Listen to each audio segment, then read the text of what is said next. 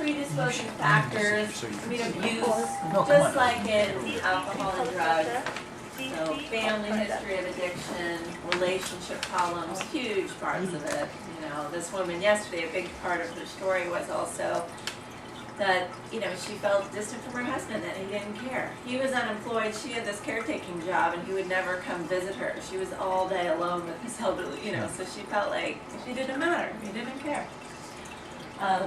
Losses. There's usually, you know, gambling might go along and not been a problem, they just did it with their families, but of course they have a major loss, and all of a sudden, why is it out of control? You know, someone important in their life died, they lost their job, they retired, you know, divorce, death, any of that.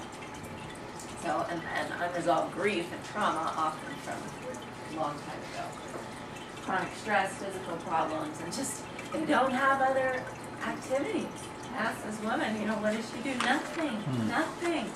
She hadn't exercised in years. She used to. It's always, well, I used to, or, but often you ask them what they like to do, they have no idea. So it's a lot of training. So personality factors, that people pleasers is huge, huge. I do a lot of, you know, work on codependency, caretaking, and that kind of thing. Mental health, loneliness, boredom, and that false sense of security. So you can just see some stats there. Dual diagnosis, previously out of treatment. I would say that's about 50% of the people I work with. But chemically dependent men.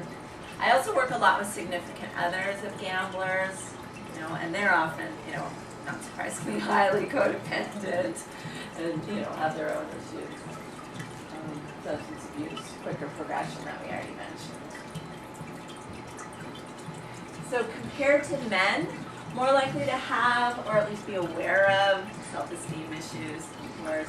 So a lot of their problems are going to be internal, physical, interpersonal, where a lot of the men they work with, it's going to be issues of, you know, legal, finance, employment, kind of more external type things. Just things that keep them in treatment. Relationship, we know that about women, is relationships. Heard, just heard, you know. And so many women just feel heard, validated, and normalized, because so many, you know, it's a secret, and a lot of them live like perfectly respectable, responsible lives, and then it was gambling.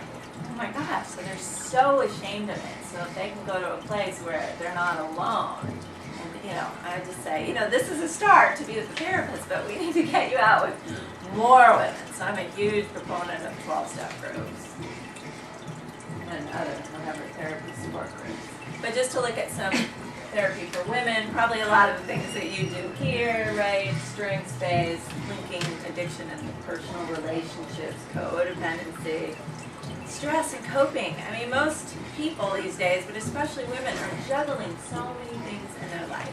And if they don't have healthy ways to cope, because I always say, you know, it's a healthy sign, like you tried to do something to take care of yourself. You knew that you needed an outlet. It just happened to be one with big consequences. So let's find one that's, you know, a little better for you. Boundary setting, I mean, learning to say no and assert themselves, all that kind of stuff. I have a lot of fun doing that.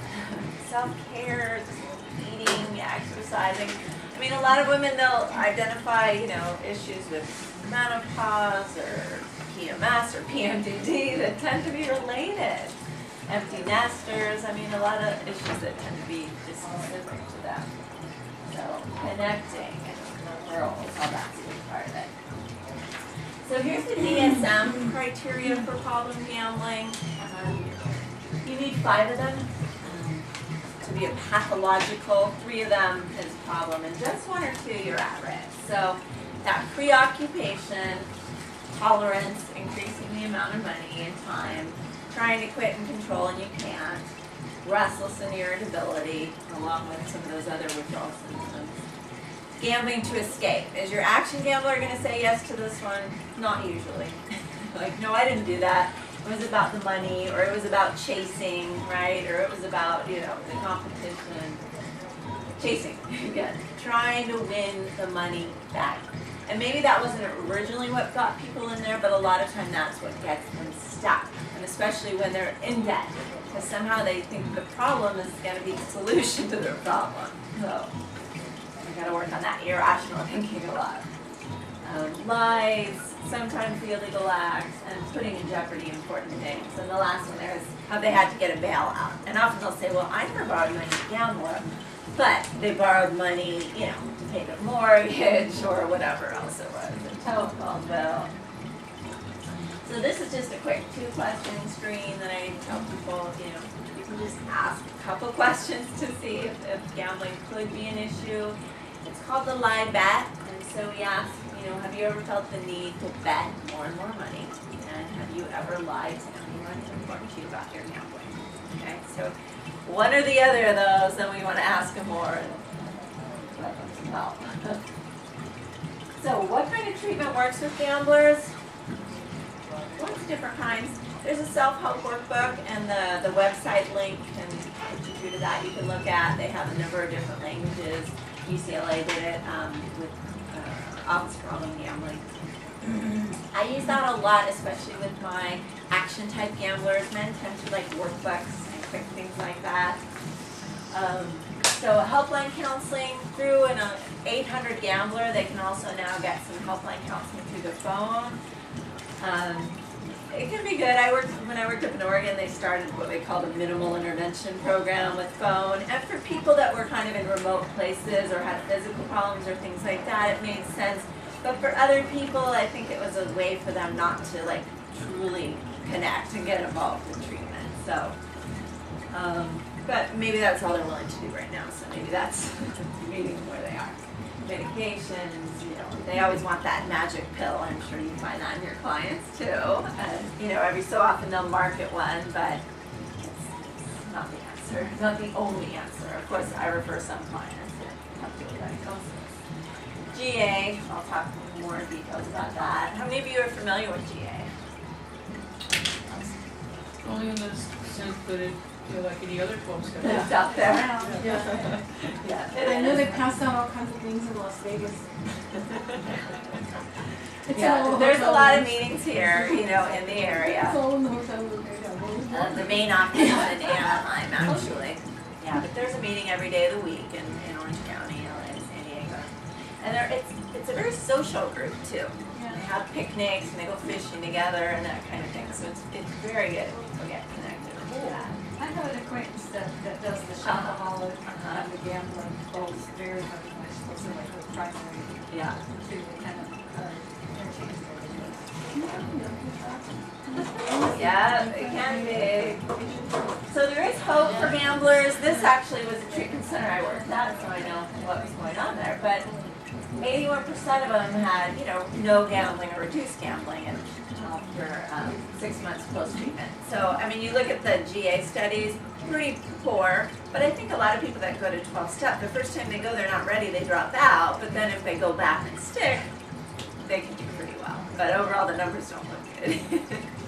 What is the reference Multimodal treatment. What's So that that's the treatment center I worked up in Oregon, but it was great. They would have groups, individuals, dual diagnosis, referred to a nurse practitioner, told to go to GA. We had a GA meeting on site. So when you can get them digging in on a variety, we also have couples groups, treatment for their spouses. So, even if you get them into two things like counseling and GA, it helps. So the phases of gambling, they used to be just winning, losing, too far, and desperation, and then they kind of added on hopelessness a little bit. Oh, I did.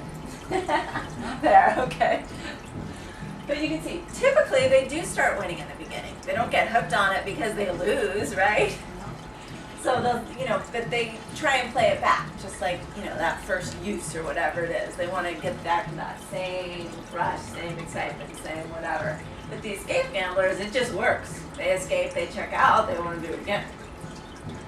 So the fantasies, that increased optimism, And, you know, and so that stage can go on, maybe it's months, some people it's years. One guy I remember it was like 10 years that he wanted tons of money, tons of money. Then the losing phase, even longer, okay, a lot longer.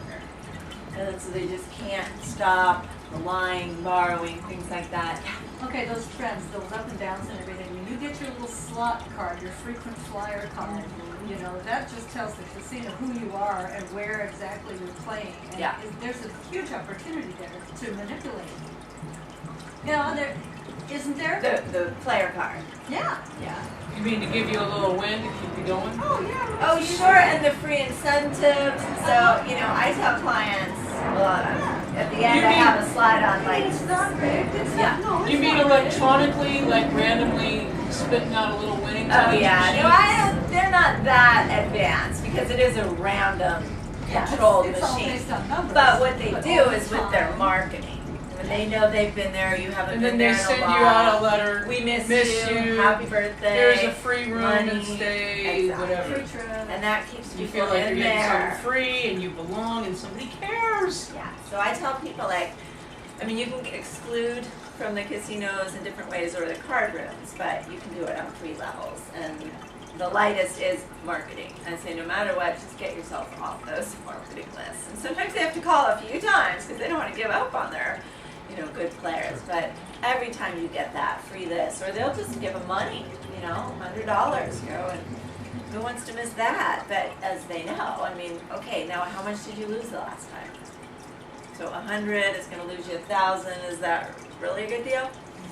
Yeah, and so it's I'm gonna win this time. yeah, I got a plan. exactly. I got a plan. I got a plan. Exactly. Okay. I've been practicing. Yes. So the marketing and then financing, you can get yourself from not getting on their financing because of course they just want money. You know, ATM, they don't think about the $5 fees that during the day they'd be like, no way, or $10, no, who knows. And the amount, you know, the interest rates on the credit cards or and none of that. But when they're in your addiction, it's just any way to get more. Do you screen the movie Lost in America for your clients? I don't have to. No, but it's great. It is. It's a yeah, great it movie. is funny.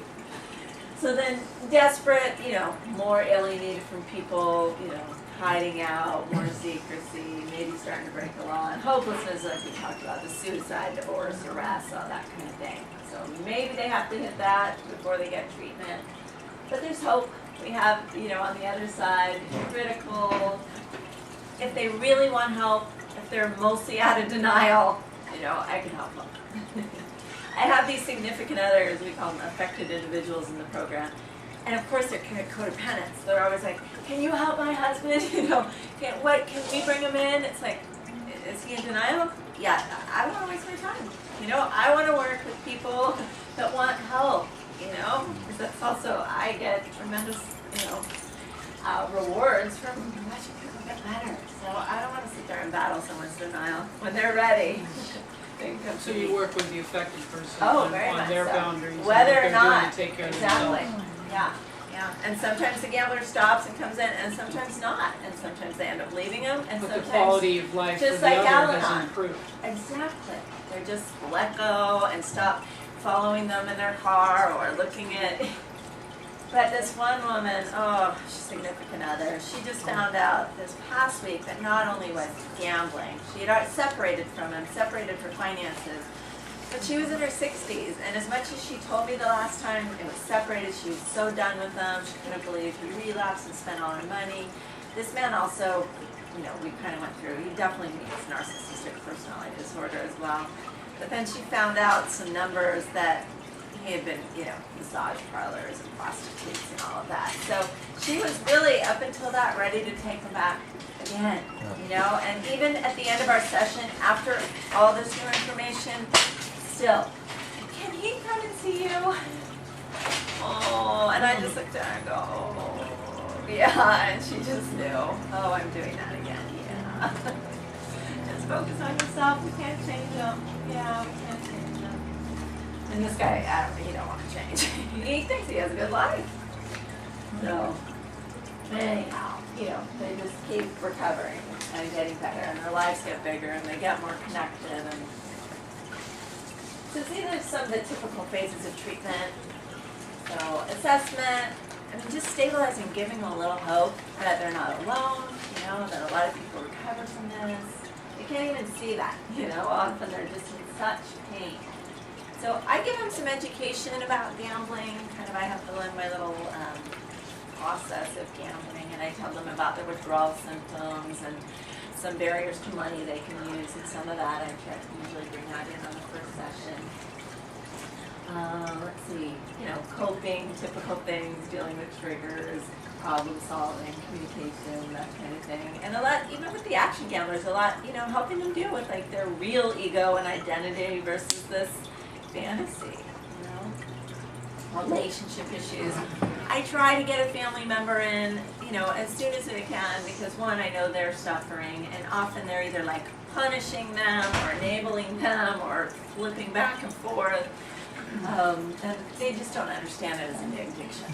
So I want to get them in and educate them a little bit about it. And something unique often in gambling is the relationship to money.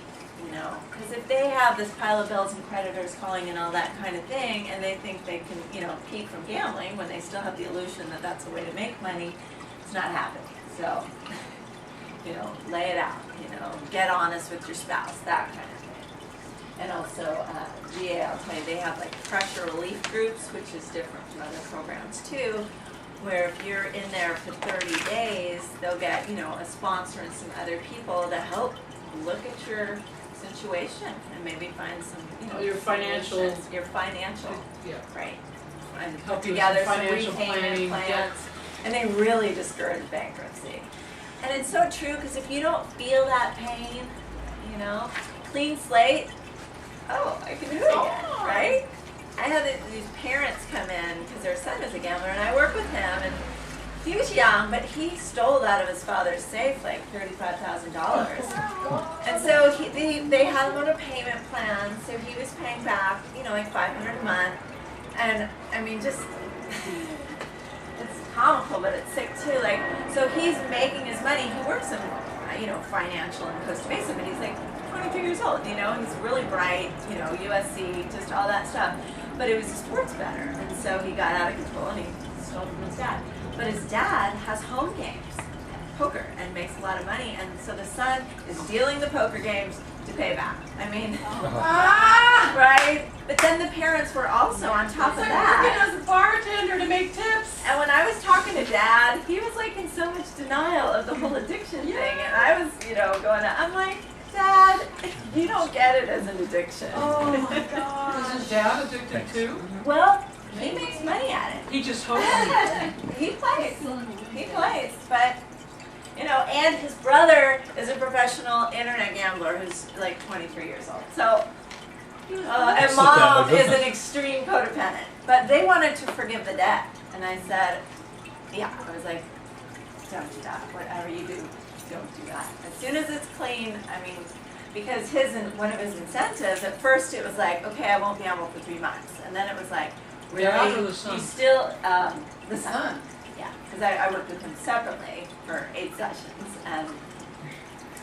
and so his goal was that he wouldn't gamble for 3 months, but then after we talked and evaluated things, he was ready to at least not gamble till he paid back his parents. So his parents were going to pay off the debt, so just like, Oh, wow. yeah, so you get these situations. So I was so grateful to have the parents, you know, come in once, and then they came in again, and they found this out, and I'm like, red flag. So very interesting, yeah. So deal with the money. You got to deal with the money. Of course, I mean, they want to take up the sport to get rid of the gambling. It's a lot bigger than that, but they do need other activities, connections, interests, passions in their life, and a lot of times just finding employment. So GA, Convention Gamblers Anonymous, it actually started up in LA in '57, and OA actually came out of GA. And I thought that was interesting, learning a little history of some of them. So the same general rules. Sometimes it's harder to find longer-term sponsors in GA. That can take some time. They won't work with you on the steps until you've had 3 months in the program. Your recovery date, your birth date in GA is the first meeting you go to. So that's another, I go, get to a meeting so you can get your date, Yeah, so there's a few things that That's are similar to different. codependency, That and, Uh-huh. yeah, your first Yeah. meeting or consistently, you consistently attend 3 meetings in a month or something like Uh-huh. that, and then And that's the be day. steadily attending meetings and working Yeah. towards So just a recovery. few little 'Cause those kind of things. things are hard to define abstinence Yeah. for. Yeah, but Gambling gambling maybe a is, little it's bit, not, yeah. so I just thought that was interesting how they developed that one, but anyway, that's the way it is, so at least tell people, so get in there and get your data, and don't be, mad at them, because they're gonna say, nope, that's not your date business, so just to give them a little heads up on that, right? But again, the pressure relief group that I mentioned can be really helpful for the finances, and Gam-and-On is really a great program too. There's really no meetings in South County, so there's one up on like Harbor Boulevard, and that's it. So actually, that one client I just mentioned, she's gonna try and open one up a little bit There further was south. one in Laguna Niguel for quite a while, a Yeah, few years back. not anymore, Yeah. not Gam-and-On. Shepherd of the Hills. Yeah.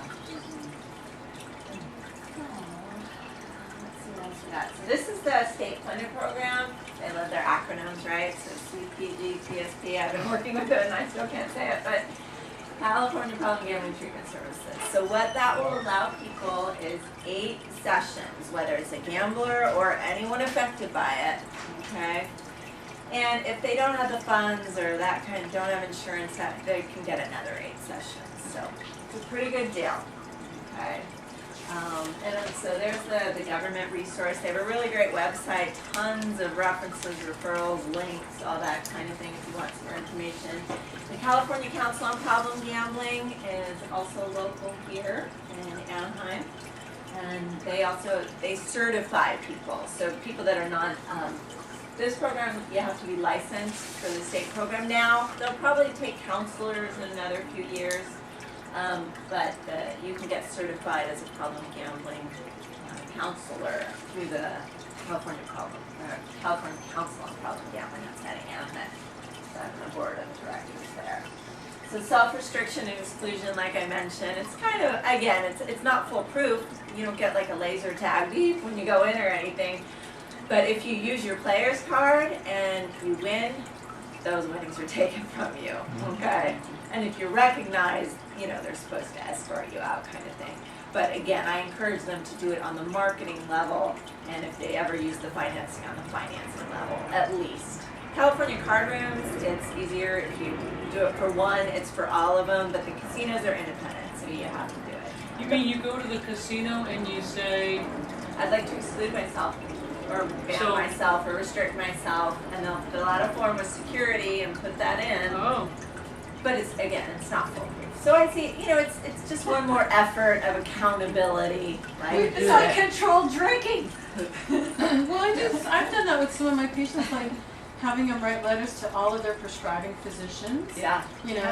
saying where Yeah, they it's are, just what they're setting doing. up, I mean, certainly they can go to another doctor, Of course. right? Right, You know? they can go to another casino. Right. Yeah. Mm-hmm. But, it But can it be a is- tool. Right, it is it's a good tool, and there is a sense of accountability in it Yeah. for them. Yeah. So there's the helpline again, and here's a few Right. pieces of paper. Did everyone get your evaluation form? I didn't Please get one. fill that out. femalegamblers.org. Yeah. Oh yeah, there's one there. Does anyone else need one? Yeah, the newsletter is nice. It's kind of women helping women newsletter, and they take articles and things like that. Could I have one, please? Women Addiction Foundation. Yeah. So that's it. Yay! Good job. Got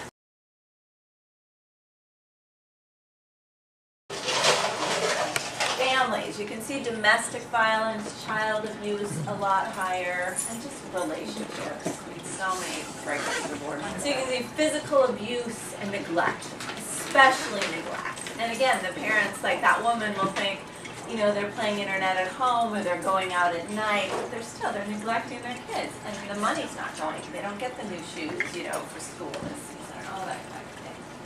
They're anxious, insecure, depressed, suicidal. They often blame themselves. They have higher rates of other addictions, and especially gambling.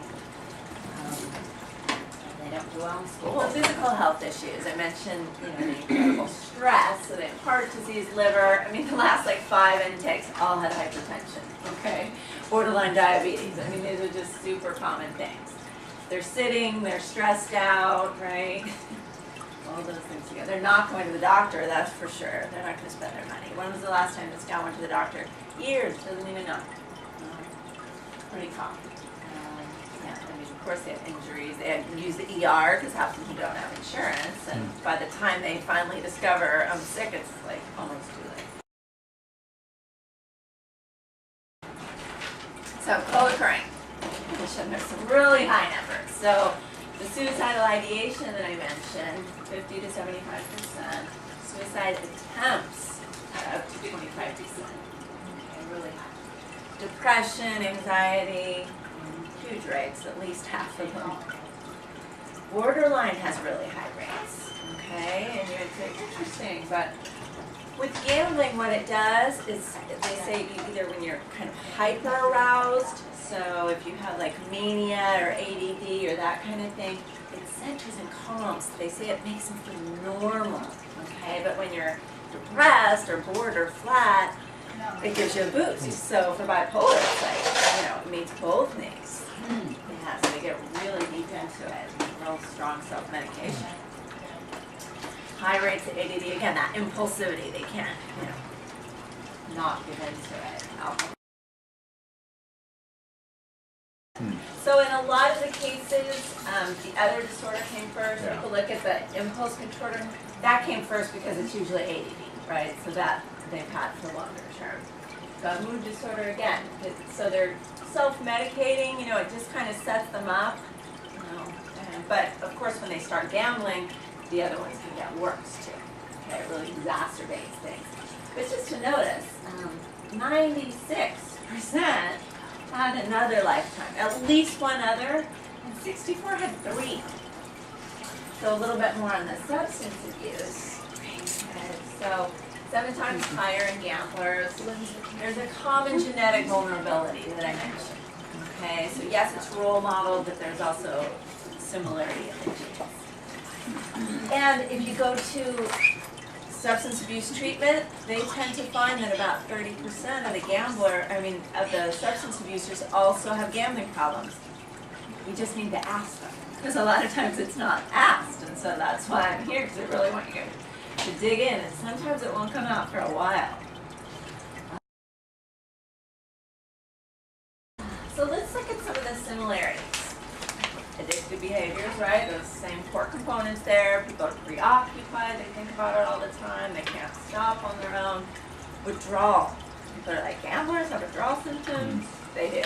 My next slide just accentuates that a little bit. And tolerance. They don't start out spending $2,000 at a time, but over time they need that to keep it going. The quick fix, right? Really strong urges with gambling too. A lot, again, the depression, anxiety, mood swings that you guys see. Escape, of course. Lots of denial, right? Not a surprise, manipulation, all of that. Blackouts and brownouts. And so brownouts is just kind of that memory loss. And clients would be like, they don't know how they got home from the casino kind of thing. And they weren't drinking. It's from the gambling. It's what it's doing to their brain chemistry. It really alters the brain chemistry. Rituals, patterns, and of course the old dysfunctional family. Yeah. So it's easier to hide, right, than substance. You don't have like blackjack eyes or slot machine breath, or you can't, take a little urine test of, horse racing. No. So they hide it for longer, and that's, one of the reasons why suicide attempts and that kind of thing is higher, because it's often not found out until it's at a later, more desperate stage, because it's less obvious. You might find forms or, if you discover the bank account or that kind of thing, but it's not as easily identifiable. They don't take anything in their body, but again, the process, it's an action addiction, so it changes the brain chemistry. More unpredictable, okay? What gambling has is an intermittent reward system. So, drugs, you kind of know what's going to happen. Alcohol, okay, I'm buzzed, I'm wasted, I pass out. Gambling, there's these little reinforcements you get, because whether it's a hand or part of, a bet or whatever it is, there's little wins. So it feeds the ego, and it keeps you kind of with this false optimism. I just won, even though overall the losses are much bigger, so it's a harder cycle to break. So generally a quick progression, if you're talking craft or math, maybe along those lines, but a year, depending on the type of gambling. I'll talk about that in a minute too. Of course, the more liable financial situation that we said. And I'm here because there's not a whole lot of public awareness, or even awareness within, treatment centers and things like that. It's a pretty new sort of addiction out there. And people don't know. The families don't know. I mean, at least families might be a little familiar with like AA, or that alcohol is actually a problem. There's less like, well, just stop. But gambling families, what's wrong with you? The spouse, it's about me, just stop, you're out of control kind of talk, which not helpful, right? And not the case. And fewer resources. Fortunately, there is the state funding now, which is wonderful for California. So types of gamblers. So you were talking about what we would call the action type gambler. So these are typically males, but not always. A lot of females now are doing all sorts of action gambling, poker, sports, horses, that kind of thing. Incidentally, horses is the only kind of dying breed in gambling, because kind of the middle-aged white guy, isn't supporting it like it used to, because there's more women now, there's more young people. People want to do it like quick, and convenient. So they usually will start gambling at a younger age, right? And it takes a longer span to kind of hit bottom or go through the different phases of gambling. And it says here the desperation, which is one of the last phases. They might resort to other gambling, but often I did groups with a variety of gamblers for years up in Oregon, and these guys would be like, there's no way I would play slots, that kind of thing, and looking down. But after a while, they're like, oh yeah, that's me, just different. So very interesting. Escape gamblers. These people usually know they're escaping, okay? They just want to blot out. They don't want to deal with life, feelings, responsibilities, stressors. So they do that with machines. That must be me. Slot machines, video poker, okay? And, they don't have to deal with humans, but a lot of it's appealing too. I call it pseudo-socialization, because there's other people there, they might know their name, and they feel safe and comfortable, but yet they don't have any demands, okay, in their interactions. So that's another really big appeal. So often they'll become a problem later in life, like my 55-year-old woman yesterday, very typical. It was a much faster progression. It got out of control for her in the last year and a half, especially in the last 6 months. So the machines, again, that's why these are more addictive, that's why it's much faster progression, is the impulsivity. You can play, you don't do this anymore, you can just boom, boom, boom, boom, boom, from game to game. Where a hand of cards, you have to wait and be patient and look at the other player and all that kind of thing. So it's much more impulsive, they're more isolated because you're playing essentially by yourself. You and the machine have the romance going. And that intermittent reward system that I mentioned before, okay, that really pulls them back in. Okay. Remote has been more recently added. So what's the appeal about remote gambling, the internet, is that, there's kind of social acceptability anytime, right? The anonymity. People will switch genders, like women will be men, so they'll be, kind of more respected and not hit on, and that kind of thing goes on. So you think you don't know what you're getting with internet dating, internet gambling, even another step up. But some people that might be more likely would be shy, disabled, non-English speaking. But do you have to speak English to gamble? Yeah, no. And of course, like the 800 numbers, the signs and stuff are all in English, so.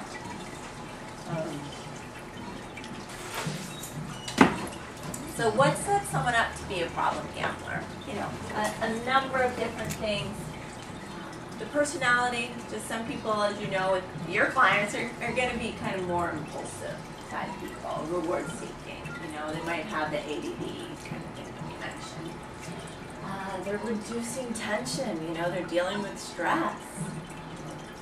And of course, just the sensory stimulation of the casinos, even when you hit a button on your computer and one pops up, it's just like, whoa, it takes you into another world.